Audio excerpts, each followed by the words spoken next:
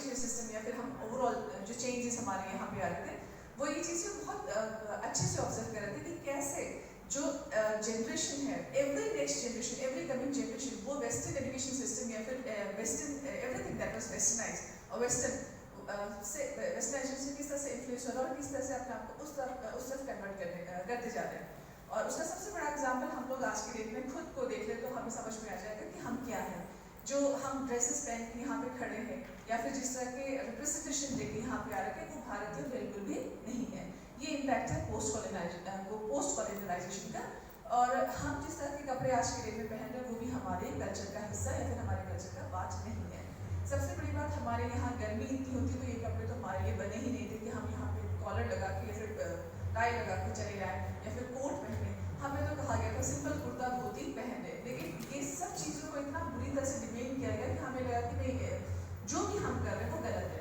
और इनफैक्ट धीरे धीरे जैसे हम स्कूल्स में जाने लगे, कॉलेजेस में जाने लगे, तो जब हम हमारे पेरेंट्स कहते थे कि नहीं तुम कुछ रिचुअल्स फॉलो करो, ये करो वो करो, तो हम अपने पेरेंट्स पे ही क्वेश्चन मार्क या फिर क्वेश्चन रेज करने लगे कि तुम्हें तो कुछ पता ही नहीं है, तुम लोग अनपढ़ गंवार हो, तुम इसलिए इस तरह की बातें कर रहे हो।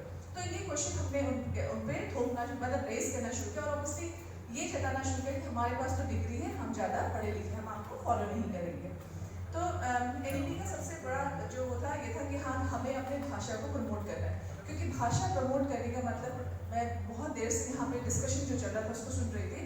भाषा प्रमोट करने का मतलब सिर्फ ये नहीं कि अपने आप बोलचाल को प्रमोट कर रहे हो। भाषा का मतलब है आपका कल्चर, भाषा का मतलब है आपका ट्रेडिशन, भाषा का मतलब है आपका इंडिजिनियस मेडिसिन सिस्टम जो आपके कल्चर में या फिर आपके ट्राइब में या फिर किसी भी कम्युनिटी को आप जो बिलोंग करते हो वो जो चला आ रहा है।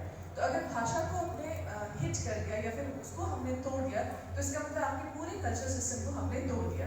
तो इसलिए सबसे पहला जो पिलर अभी जो गवर्नमेंट को समझ में आया, फिर एजुकेशन पॉलिसी जिसने बनाई उसको समझ में आया, वो ये था कि हाँ अगर हमें ओवरऑल डेवलपमेंट या फिर ओवरऑल एक चेंज चाहिए तो फिर हमें भाषा को प्रिजर्व करना पड़ेगा।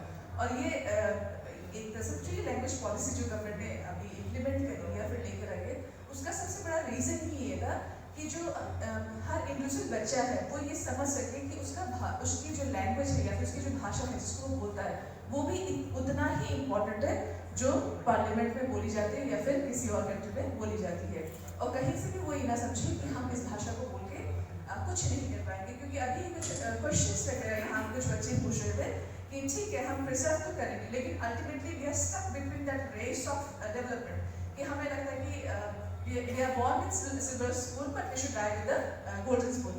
बिल्कुल सही है, लेकिन उसको भी उसका सोल्यूशन भी गवर्नमेंट ने निकाला है एनईपी के साथ में। और जो मैं अब देख रही हूँ जो जितनी भी मीटिंग्स मैंने अटेंड करी है उसमें ये कहा जाता है कि अगर आपको अपनी भाषा आती है तो उसका जस्ट एक प्रूफ आपको सर्टिफिकेट के फॉर्म पे देना पड़ेगा and obviously you will be immediately hired by the government, क्योंकि गवर्नमेंट को ऐसे ट्रांसलेटर्स चाहिए, मतलब उनकी ज़रूरत है जो ये जिसको हम कह रहे हैं कि डेड लैंग्वेज या फिर एंडेंजर्ड लैंग्वेज या फिर ऑलमोस्ट जो एक्सटिंक्शन के लेवल पे आके खड़ी है, ऐसे लैंग्वेज बोलने वाले बच्चों की जो उन टेक्स्ट को ट्रांसलेट कर सके जो उनके हेरिटेज में या फिर उनके ट्रेडिशन में रखी गई है।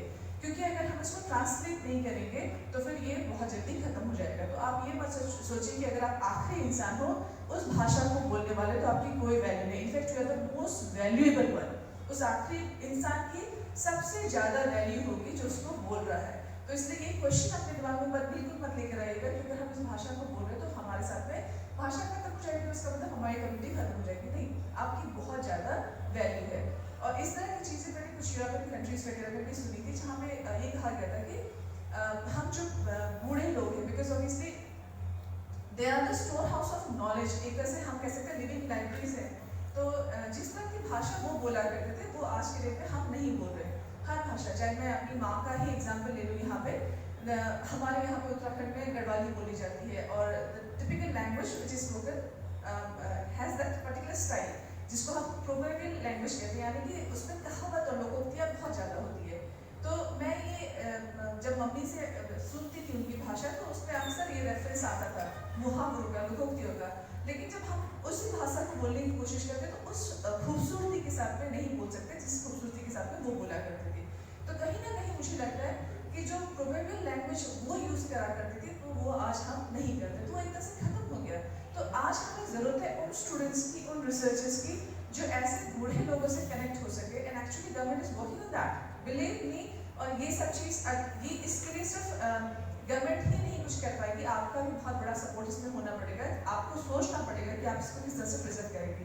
ये कुछ आइडियाज़ है जो मैं यहाँ पे शेयर कर रही हूँ कि अगर आप इस तरह के टेक्स्ट वगैरह क्रिएट करें जहाँ पे आप जो ओल्ड जो आपके जो भी कम्युनिटी में लोग हैं, जो बूढ़े लोग हैं, उनकी भाषा का स्टाइल वगैरह, उसके स्ट्रक्चर वगैरह को समझ के उसको डॉक्यूमेंट करें। इनफैक्ट अभी मैं रिसेंटली अपने 2 स्कॉलर्स के साथ में बात कर रही थी, दोनों के दोनों उत्तराखंड के टीटीज और उसके कल्चर्स के बारे में, उनके कल्चर के बारे में काम कर रहे हैं। तो मैंने उनसे यही कहा था कि हमारे अभी मैं बल्कि संजीत सर से भी डिस्कशन कर रही थी कि हमारे यहाँ पे एक रिलेशन हुआ करता था, that has become almost like dead. अब आज हम उसके बारे में बात भी नहीं करते, वो था पौन धर्म। तो उस धर्म के कई सारे टेक्स्ट हैंड रिटन फॉर्म में या फिर उसके मैन्युस्क्रिप्ट हैंड रिटन फॉर्म में प्रेजेंट है, लेकिन उसको प्रिंट नहीं किया गया है। तो वी नीड स्कॉलर्स, हमें ऐसे रिसर्चर्स की जरूरत पड़ेगी आगे जो उन जो मैन्युस्क्रिप्ट्स है उनको डॉक्यूमेंट करे प्रॉपर्ली, उनको प्रिंट करे, उनको पब्लिश करे। तो ऑब्वियस बात है, तो आपको क्या लगता नहीं है कि आपके लिए जॉब जो अपॉर्चुनिटी ऑलरेडी है यहाँ पे अगर आप काम करें? तो इसलिए ये क्वेश्चन मार्क अपने दिमाग में बिल्कुल मत लेकर आइएगा कि अगर आप इस तरह का काम करें तो फिर आपकी कोई वैल्यू नहीं होने वाली है। प्लस कॉन्स्टिट्यूशन में एक आर्टिकल है विच इज आर्टिकल 350A, वो कहता है कि आपको अपनी मदर टंग को फैसिलिटेट करना है। तो ऑब्वियसली ये सिर्फ आपके वैचारिक या फिर आपके थॉट्स नहीं है जिससे आपको लगता है कि नहीं जी हमें करना चाहिए। कॉन्स्टिट्यूशन भी ये कहता है कि नहीं, जितने भी माइनर लैंग्वेजेस हैं पूरे कंट्री में उनको जो है हमें प्रिजर्व करके रखना है। उसके लिए एक आर्टिकल अलग से बनाया गया है।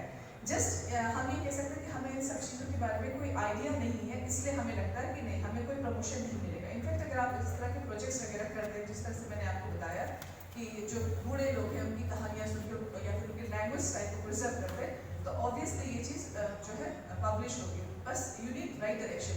तो इस राइट डायरेक्शन के लिए विक्रम सर जैसे लोग यहाँ पे हैं उनको आप अप्रोच कर सकते हैं, ऑब्वियसली के प्रिजर्व ऑल दोस थिंग्स है ना।